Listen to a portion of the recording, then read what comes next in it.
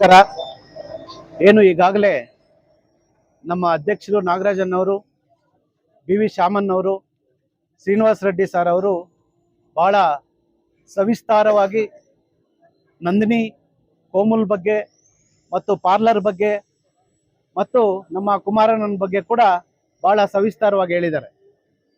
ಈಗ ವಿಶಾಲ್ ಮಾರ್ಟ್ ಆವರಣದಲ್ಲಿ ನಮ್ಮ ನಂದಿನಿ ಪಾರ್ಲರ್ನ ಉದ್ಘಾಟನೆಗೆ ಅವರು ಪಾರ್ಲರ್ನ ಮಾಲೀಕರಾಗಿರ್ತಕ್ಕಂಥ ಅವ್ರಿಗೂ ಕೂಡ ಆ ದೇವರು ಒಳ್ಳೆ ಬಿಸ್ನೆಸ್ ಅನ್ನು ಕೊಡ್ಲಿ ಮತ್ತು ಎಲ್ಲ ಈ ಭಾಗದ ಗ್ರಾಹಕರಿಗೂ ಕೂಡ ಅನುಕೂಲವಾಗಲಿ ಅಂತ ಹೇಳಿ ನಾನು ಆಶಿಸ್ತಾ, ಮತ್ತು ಈಗಾಗಲೇ ಶಾಮಣ್ಣವ್ರು ಹೇಳಿದ್ರು ಕುಮಾರಸ್ವಾಮಿ ಅವ್ರ ಬಗ್ಗೆ, ನಮ್ಮ ಶ್ರೀನಿವಾಸ ರೆಡ್ಡಿ ಸರ್ ಕೂಡ ಬೆಂಗಳೂರಲ್ಲಿ ನಮ್ಮ ರೈತ ಬಾಂಧವರಿಂದ ನಮ್ಮ ರೈತ ಮಕ್ಕಳು ಯಾವುದೋ ಒಂದು ಅಲ್ಪ ಸ್ವಲ್ಪ ಉದ್ಯೋಗವನ್ನು ಗಿಟ್ಟಿಸಿಕೊಂಡು ಹೋಗಿ ಅಲ್ಲಿ ಜೀವನ ಮಾಡುವ ಪರಿಸ್ಥಿತಿಯನ್ನ ನೋಡಿದ್ರೆ ತುಂಬಾ ಬೇಜಾರಾಗ್ತದೆ.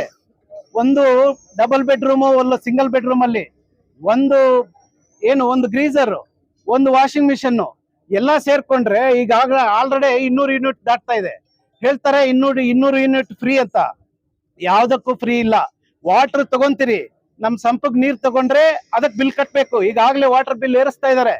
ಮತ್ತೆ ಅದನ್ನ ನಾವು ಸ್ನಾನ ಮಾಡಿ ವಾಶ್ರೂಮ್ಗಳಲ್ಲಿ ಯೂಸ್ ಮಾಡಿ ಮತ್ತೆ ಡ್ರೈನೇಜ್ ಬಿಡುವಾಗ ಅದಕ್ಕೂ ಬಿಲ್ ಕಟ್ತಾ ಇದೀವಿ. ಇಡೀ ಡ್ರೈನೇಜ್ಗೂ ಬಿಲ್ ಕಟ್ತಾ ಇದೀವಿ, ನಾವು ಸ್ನಾನ ಮಾಡೋಕ್ಕೂ ಬಿಲ್ ಕಟ್ತಾ ಇದೀವಿ. ಒಂದೇ ಒಂದು ಉಳಿದಿರೋದು ಏನು ಅಂತಂದ್ರೆ, ನಾವು ಉಸಿರಾಡ್ತಾ ಇದೀವಲ್ಲ ಗಾಳಿ, ಆ ಗಾಳಿಗೆ ಮಾತ್ರ ಬಿಲ್ ಕಟ್ತಾ ಇಲ್ಲ. ಅಲ್ಪ ಸ್ವಲ್ಪ 20,000 15,000 ಸಂಬಳ ತಗೊಳ್ಳುವವರಿಗೆ ಆ ಕಷ್ಟ ಗೊತ್ತಾಗ್ತಾ ಇದೆ.